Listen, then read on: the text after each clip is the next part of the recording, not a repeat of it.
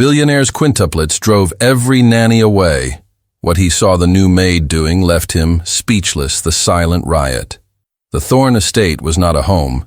It was a mausoleum of marble, glass, and unmanageable grief. To the outside world, William Thorne was the titan of industry, a man who moved markets with a whisper.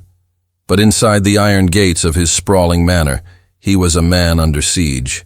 His 5 sons, Liam, Noah, James, Ethan, and Oliver, were 6 years old, identical, and widely considered to be unholy terrors.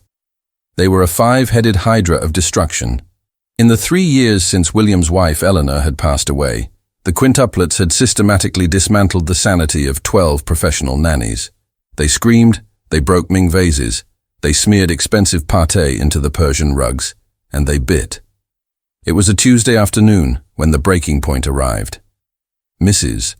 Agatha Sterling, a woman with credentials from the Royal Academy and a spine of steel, was sprinting down the driveway.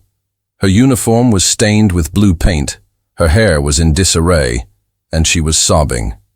She didn't even stop to collect her severance check. She simply fled, leaving the massive front door wide open.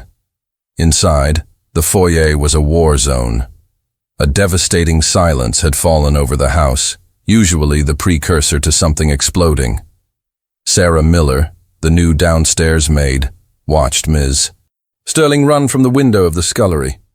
Sarah had only been employed for 3 days.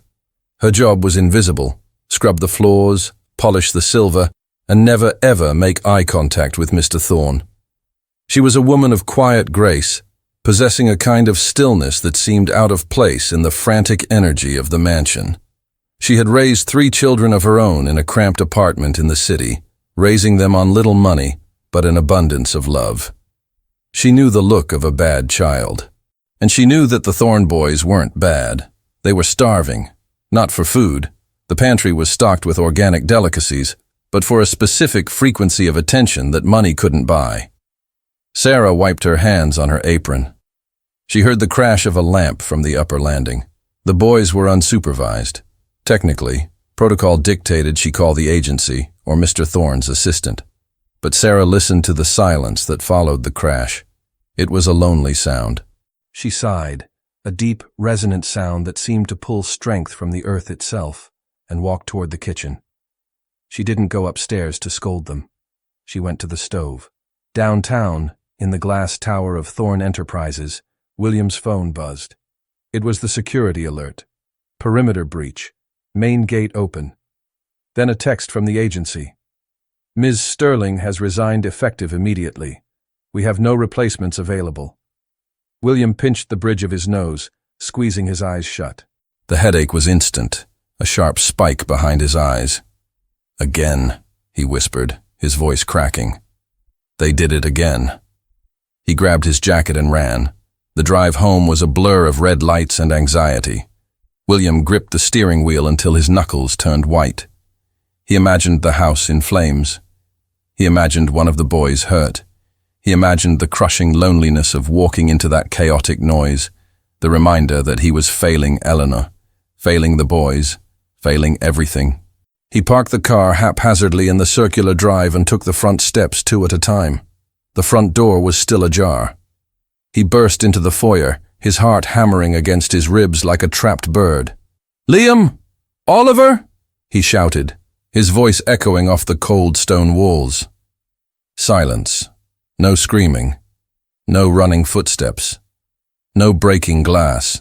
A terrifying thought gripped him. Had they run away? Then, he smelled it. It wasn't the sterile smell of cleaning products or the dusty smell of old antiques. It was rich, warm and golden.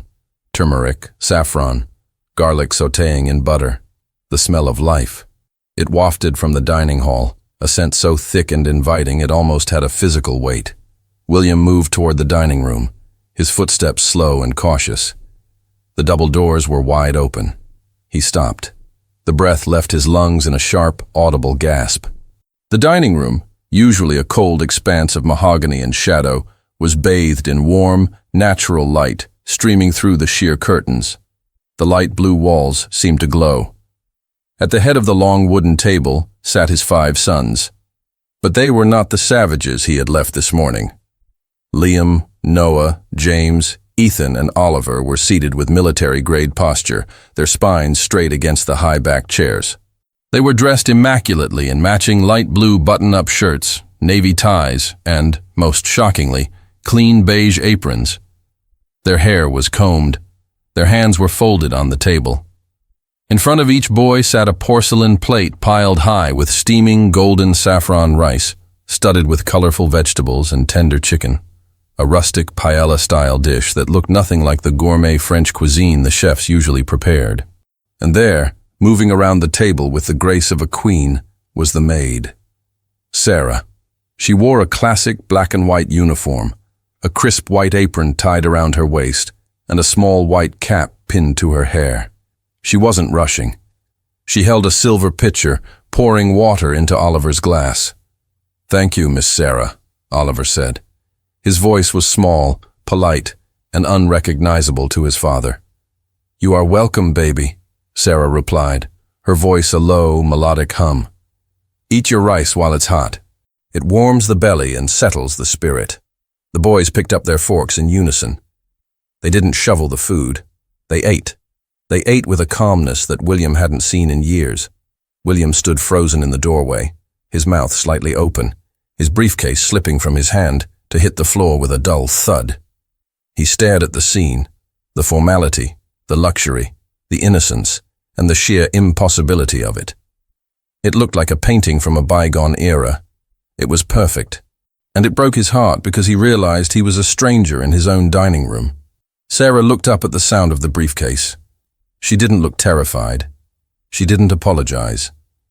She simply met the billionaire's shocked gaze with calm, dark eyes, and nodded once, as if to say, "I have handled it." The investigation and the bond. The silence stretched for 10 seconds, heavy and thick, before William cleared his throat. The sound shattered the spell. The boys froze, forks halfway to their mouths, looking at their father with wide, fearful eyes. They expected the yelling. They expected the chaos to return. Sarah placed the water pitcher down on a coaster. "Good evening, Mr. Thorne," she said. Her tone was respectful but lacked the trembling fear the other staff members usually displayed. "What?" William started, his voice rough. He gestured vaguely at the table, at the boys, at the beige aprons. "What is happening here? Who are you?" "I am Sarah, sir. Housekeeping," she said. She placed a hand gently on Ethan's shoulder. The boy leaned into her touch instantly, like a flower turning toward the sun. Miss Sterling had to leave abruptly. The children were hungry. A hungry child is a loud child. A fed child is a listening child. William walked further into the room. He looked at the plates. "Rice? They don't eat rice." The nutritionist said, "With all due respect, sir," Sarah interrupted softly, "the nutritionist isn't trying to put 5 crying boys to sleep tonight. This is my grandmother's recipe. It's comfort. It's yellow like the sun." She looked down at the boys. "Is it good, boys?" "Yes, Miss Sarah," the quintuplets chorused. William felt a strange sensation in his chest, a mix of relief and intense jealousy. He nodded stiffly. "Carry on," he muttered, turning on his heel to retreat to the safety of his study. He needed a drink. The next morning, William did not go to the office. He stayed behind the closed doors of his library, watching the security feeds on his iPad. He told himself he was vetting the employee, ensuring the safety of his children. But in truth, he was captivated. He watched the investigation of Sarah's methods. He saw her enter the boys' playroom. Usually, this was where the violence happened. Sarah didn't bring toys. She brought laundry baskets. On the screen, William watched as she turned the chore of sorting socks into a high-stakes competitive game. She was singing, a rhythmic, soulful gospel tune that clapped on the offbeat. "This little light of mine, I'm gonna let it shine." The boys were mesmerized. They were singing along. They were folding clothes. Noah, the most aggressive of the 5, was sitting on the floor laughing as Sarah demonstrated how to roll a pair of socks into a grenade. William zoomed in on the screen. Sarah wasn't just managing them, she was seeing them. When James looked sad, staring out the window, Sarah didn't yell at him to join the group. She went to him, knelt on her bad knee, and whispered something in his ear that made him hug her neck. William sat back in his leather chair, the silence of the library pressing in on him. He realized he didn't know which twin was James and which was Ethan from the back. Sarah knew after less than 24 hours. By the third day, the atmosphere in the mansion had shifted. The air felt lighter. The constant tension that made William's shoulders ache had evaporated. He began to create excuses to be in the common areas. He would walk through the kitchen to get water, ignoring the fully stocked mini-fridge in his office. He found them in the sunroom on Thursday. Sarah was sitting on the large rug. The boys sprawled around her like puppies.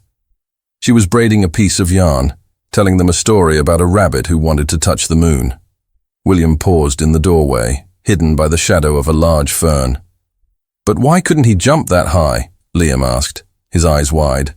"Because," Sarah said, her voice warm like honey, "some things you can't reach by jumping. You have to build a ladder. And sometimes, the ladder is made of the people who love you. You stand on their shoulders." William felt a lump form in his throat. He looked at Sarah, her simple uniform, the way her hands moved, the slight grey at her temples.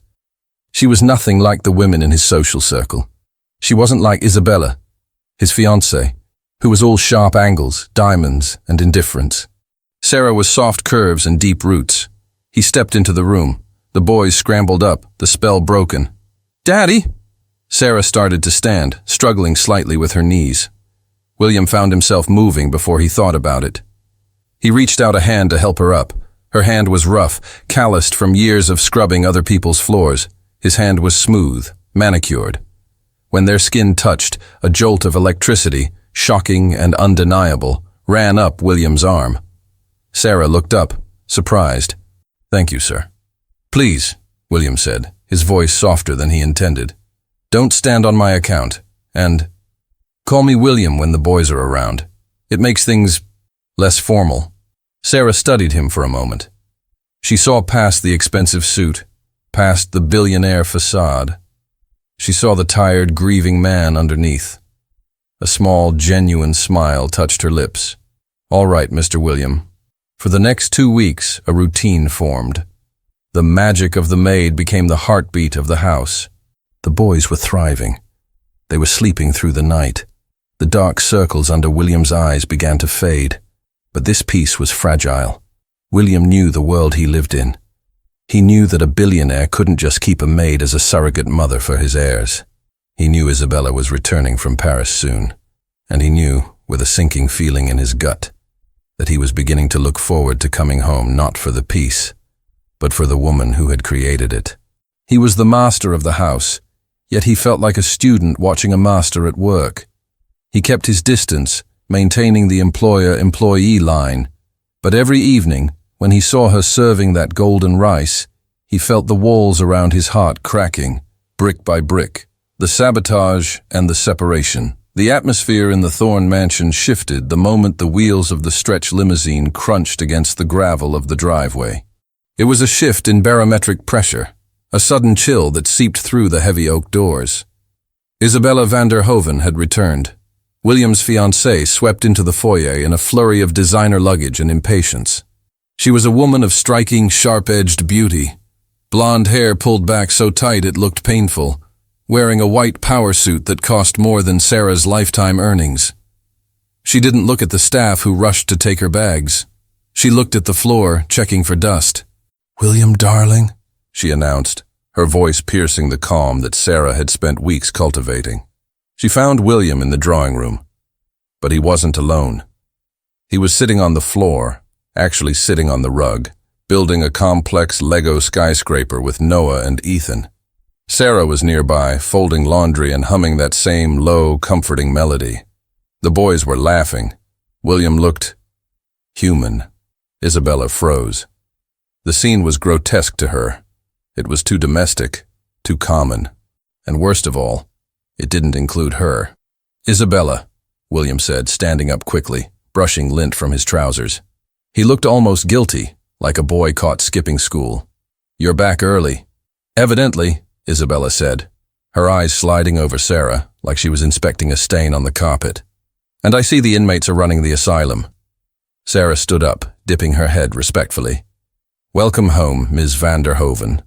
Isabella didn't respond. She walked over to Noah, who shrank back against Sarah's leg. The instinct was immediate and telling. Isabella saw it. She saw how the boy sought safety in the maid's apron, and a cold, venomous jealousy coiled in her stomach. She wasn't jealous of the affection. She was jealous of the influence. She was the future Mrs. Thorne. These children were her props, and the staff were her stagehands. The stagehands were not supposed to be the stars. Over the next 3 days, the war began. It was a silent, psychological siege. Isabella criticized the boy's posture. She banned the peasant rice, demanding the chef return to French cuisine. She snapped at Sarah for smiling too much, for humming, for existing. But the bond was too strong. The boys ignored Isabella and ran to Sarah. William, though trying to appease his fiancée, kept defending the maid. "She's good for them, Bella. Look at them. They're happy." "She's manipulating you, William," Isabella whispered one night over wine, her hand resting on his arm. "She's a servant. She's trying to embed herself in this family for the payout. You're too grieving to see it." William dismissed it, but the seed of doubt was planted. A billionaire always fears he is being used. The breaking point came on Friday evening. It was the anniversary of the night William had proposed to his late wife, Eleanor. The mood in the house was somber. William kept a small shrine to Eleanor in the master suite, her favorite perfume, her reading glasses, and her most prized possession, a vintage sapphire and diamond brooch shaped like a tear. It was priceless, not just in money, but in memory. Isabella knew this. While Sarah was downstairs preparing a special calming tea for the boys, Isabella slipped into the master suite. She moved with the precision of a predator. She picked up the sapphire brooch, the cold metal heavy in her palm. She didn't want the jewelry. She wanted the destruction it could cause. She walked down to the mudroom where the staff kept their personal belongings. She found Sarah's worn canvas tote bag hanging on a hook. It was a humble bag, fraying at the straps. Isabella dropped the brooch inside, burying it beneath a spare uniform and a bus pass. An hour later, the scream tore through the house. "William! Oh my God, William!" William ran up the stairs, his heart pounding. He found Isabella standing by the open jewelry box, hysterical. "It's gone! Eleanor's brooch! I saw the box open. Someone has been in here." The color drained from William's face. That brooch was the last thing Eleanor wore.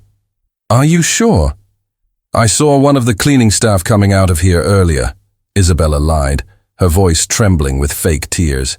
"That woman, the new one, Sarah." "No," William said, shaking his head. "Sarah wouldn't. She's decent." "She's a stranger you found off the street, William," Isabella snapped. "Search her bag. If I'm wrong, I'll apologize. But search her bag." William stormed downstairs, his grief turning into a blinding rage. He found Sarah in the kitchen drying a plate. The boys were asleep. "Mr. William?" Sarah asked, sensing the shift in the air immediately. "Bring me your bag," William commanded, his voice shaking. Sarah paused, confused, but she obeyed. She fetched her tote from the mudroom and placed it on the kitchen island. Isabella stood in the doorway, arms crossed, a smirk hidden behind a mask of concern. William dumped the contents of the bag onto the marble counter. A Bible, a bottle of aspirin, a drawing Oliver had made for her, and then, with a heavy clatter, the sapphire brooch. The silence in the kitchen was deafening. Sarah gasped, her hand flying to her mouth. "Sir, I have never seen that in my life. I swear on my children." William stared at the jewels sparkling among the humble contents of her life. The contrast broke him. He felt like a fool. He felt the betrayal in his marrow. He looked at Sarah, and he didn't see the woman who healed his sons. He saw a thief who had exploited his grief. "Get out," William whispered. "Mr. William, please, someone put that there," Sarah pleaded, tears welling in her eyes. She looked at Isabella, and she knew. She saw the triumph in the other woman's eyes. "Sir, look at me. You know who I am." "I said get out," William roared, slamming his hand on the counter. "You're fired. If you're not off the property in 10 minutes, I'm calling the police. Leave the uniform." Sarah looked at him for a long moment. The dignity in her posture remained, even as her heart broke for the 5 little boys upstairs. She didn't beg. She slowly untied her white apron and folded it neatly on the counter next to the stolen brooch. "You are making a terrible mistake," she said softly. "Not for me, but for them. You are throwing away the only love this house has seen in years." She picked up her empty bag and walked out the back door into the cold night. The crisis and the truth. The collapse was immediate.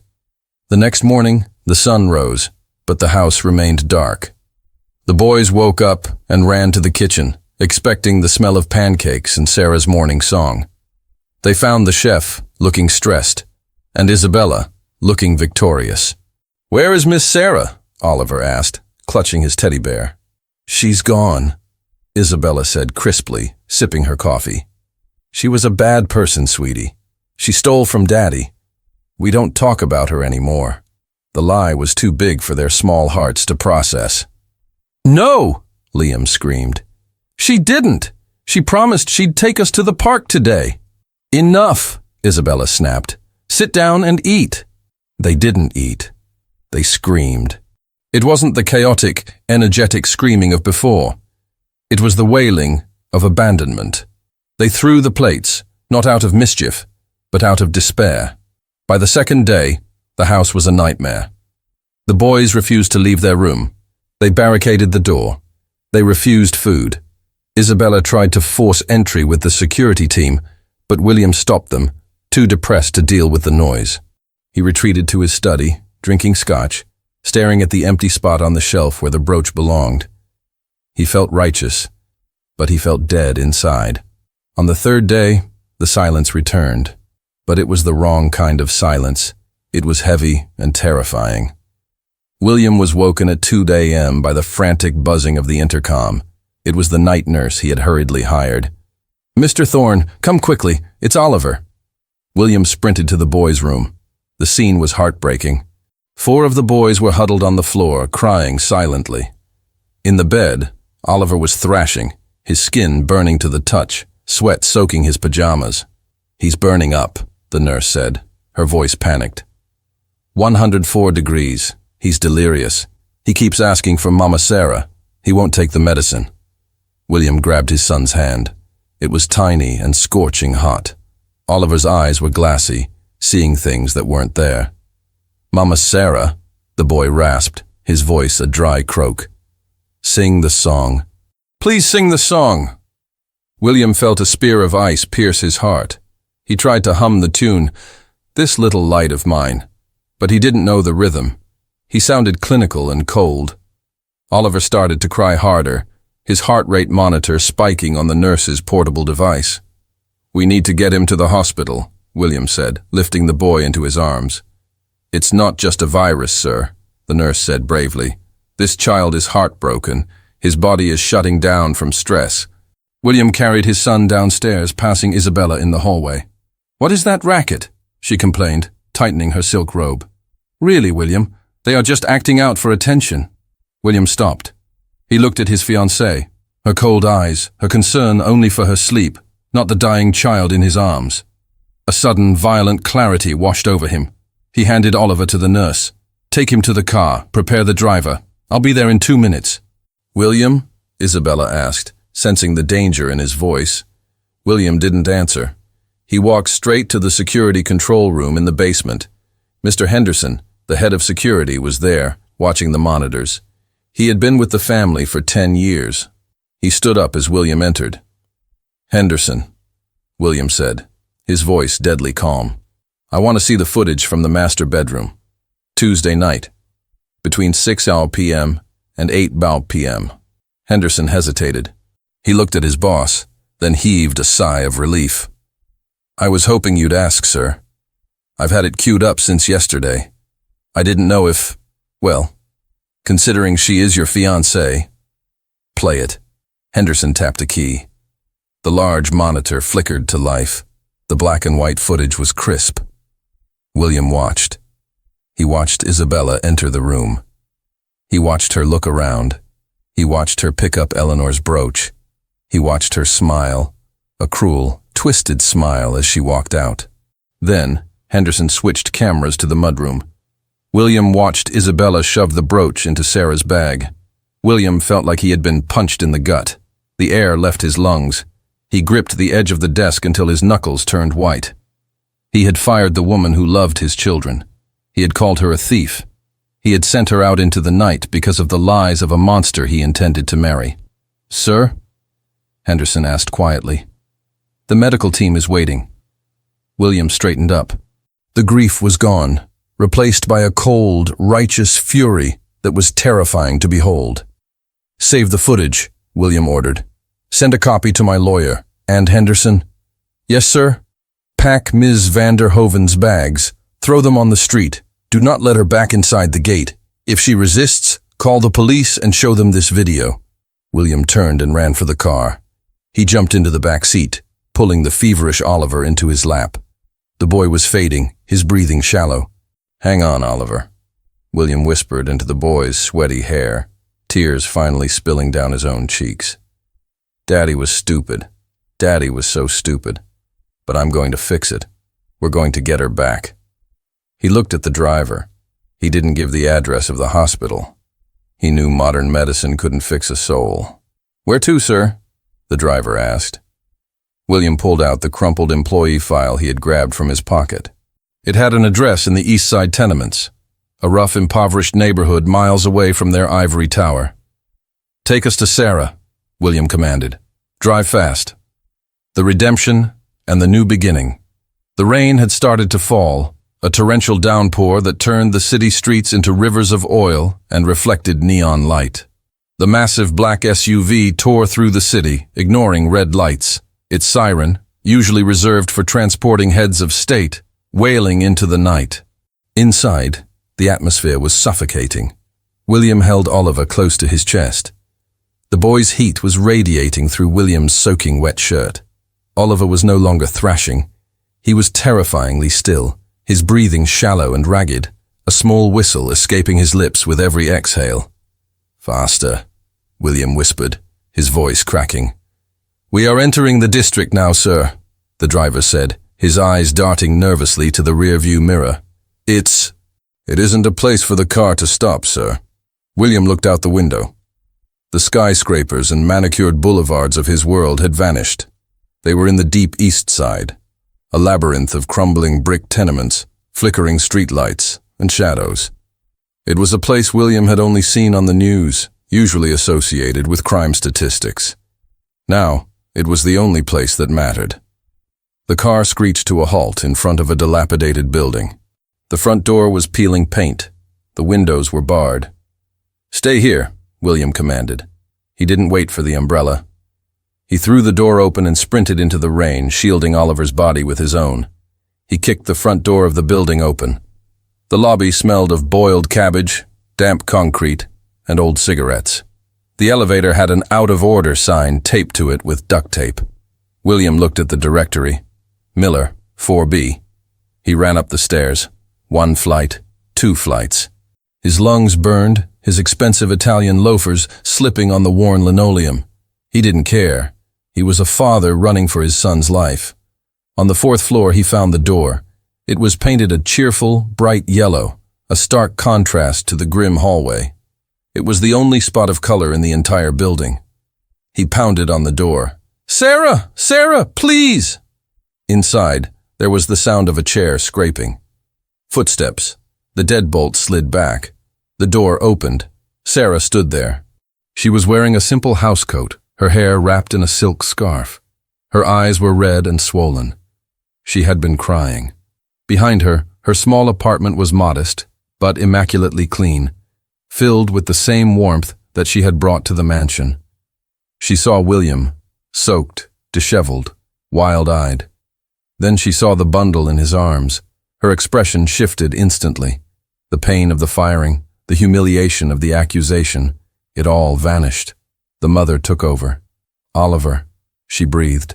He's burning, William gasped, falling to his knees in the doorway. The billionaire was on his knees in the projects, begging.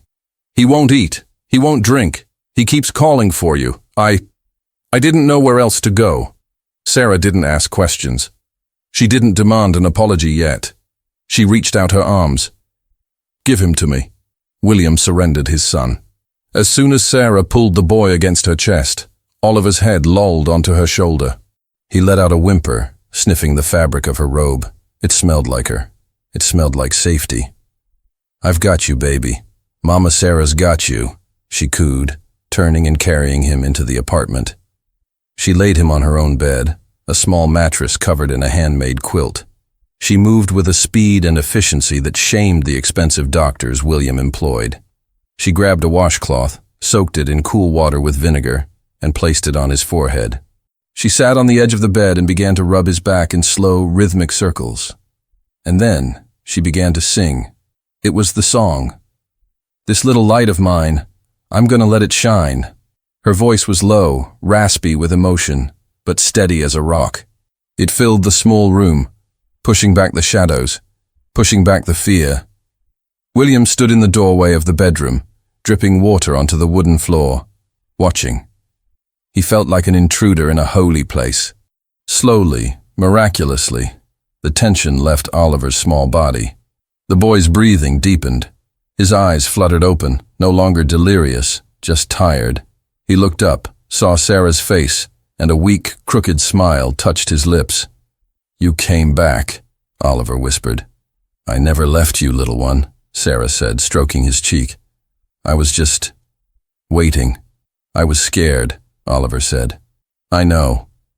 But look, she pointed to the window where the rain was battering the glass. The storm is outside. In here, we are warm. She lifted a cup of water to his lips. Drink for me. For 3 days, Oliver had refused every drop. Now, he drank. He drained the cup. William let out a sob. It was a harsh, jagged sound that seemed to rip through his chest. He slid down the doorframe until he was sitting on the floor, his head in his hands. The relief was physically painful. Sarah settled Oliver back down. He fell asleep within seconds, his hand gripping a fold of her robe. Only then did Sarah turn to William. The silence in the room was heavy. The sound of the rain outside seemed miles away. You think I am a thief, Sarah said quietly. It wasn't a question. William looked up. His eyes were hollow. No. I know you are the only honest thing in my life. He reached into his jacket pocket and pulled out a flash drive, the footage from the security room. He placed it on the floor between them. I saw the tape, William said, his voice trembling. I saw Isabella. I saw what she did. She planted it.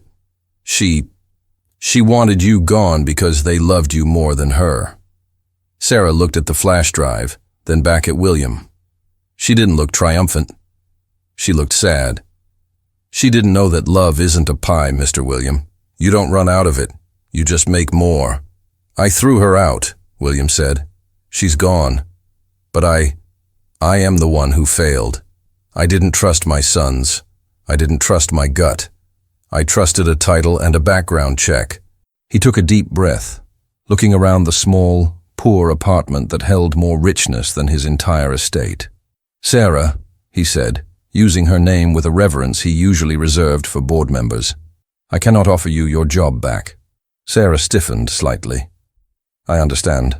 I will just keep him until he is well enough to travel, and then— No, William interrupted, standing up. He walked over to her, but he didn't tower over her. He stooped to be at eye level. I can't offer you a job, because you are not an employee. You are the head of this household. I am asking you to come back. Not as a maid. I am asking you to come back as their guardian, as my partner, in raising them. He paused, his voice dropping to a whisper. I have money, Sarah. I have power. I can buy countries. But I cannot buy what you did in 5 minutes. You saved his life. You saved my life. Sarah studied his face. She saw the arrogance stripped away. She saw a father who had finally learned the value of a heart over $1. Those boys need structure, William, she said sternly. They need less toys and more time. They need their father home for dinner, not just a nanny. I know, William vowed. I'll be there. Every night, saffron rice night. Sarah smiled. It was the sunrise after a long winter. Well then, she said, smoothing the quilt over the sleeping boy. We better get this baby home. His brothers will be waiting. The return to the Thorne estate was not a quiet affair. It was 4 a.m. when the SUV pulled up. William carried the sleeping Oliver, and Sarah walked beside him, holding the umbrella. When they opened the front door, they expected silence. Instead, they found 4 little boys sitting on the stairs, keeping a vigil. They had refused to sleep. When Liam saw Sarah walk through the door, he didn't shout. He gasped. It was a collective intake of breath from 4 identical throats. "Mama Sarah!" They descended the stairs like a chaotic blue wave. They didn't care about the wet clothes. They buried their faces in her coat, sobbing, laughing, touching her hands to make sure she was real. William stood back, watching the reunion. For the first time in 3 years, the house felt warm. The ghosts were gone. The coldness was banished. He looked at Sarah, buried under a pile of children, laughing as she kissed their heads. She looked up and met his gaze over the sea of little boys. There was a spark there, a promise, a beginning. Epilogue. 5 years later. The garden was in full bloom, a riot of hydrangeas and roses under the summer sun. A long table was set under the pergola. It was set for 7. William Thorne sat at the head of the table. His hair was grayer now, but the lines of stress around his mouth were gone, replaced by laugh lines. He wasn't wearing a suit. He was wearing a linen shirt, sleeves rolled up, relaxed. Around the table sat 5 boys, now 11 years old. They were tall, energetic, and loud, debating the merits of a soccer match with passionate gestures. But they remained polite, passing the dishes without being asked. At the other end of the table sat Sarah. She wasn't wearing a uniform. She was wearing a flowing sundress of pale yellow. On her finger, a simple but elegant diamond ring caught the sunlight. "Boys, settle down," Sarah said, her voice still possessing that magical command. "Your father has an announcement." The table went quiet. 5 pairs of eyes turned to William. William looked at his sons. Then he looked at his wife. He reached out and took Sarah's hand across the table, squeezing it gently. "I just wanted to say," William began, lifting his glass of iced tea, "that the new project is finished. The orphanage in the city is open today. The Sarah Thorne Center for Children." The boys cheered. Sarah blushed, squeezing William's hand back. "And," William continued, "I wanted to say thank you to the chef." He gestured to the large serving platter in the center of the table. It wasn't caviar. It wasn't lobster. It was a mountain of golden, steaming saffron rice. "To Mom!" Oliver shouted, raising his glass. "To Mom!" the others echoed. William took a sip, watching the woman who had come into his life with nothing but an apron and a heart full of love, and had ended up giving him everything. The billionaire was finally the richest man in the world. Not because of the bank account, but because the house was no longer silent. The end.